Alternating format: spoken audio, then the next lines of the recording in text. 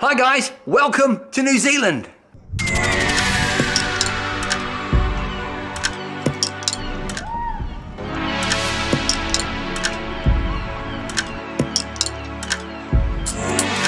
We've rented an RV and we're staying at the base of the beautiful mountains that surround Queenstown, the place you want to be in if you want to do outdoor activities. This place is incredible.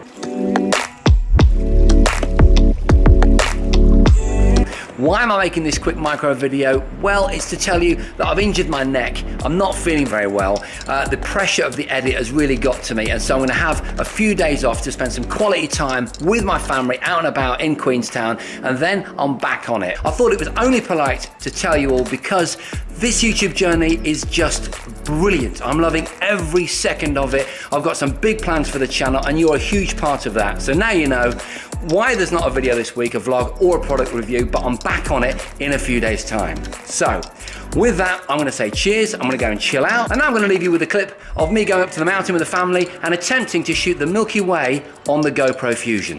It's a goodie.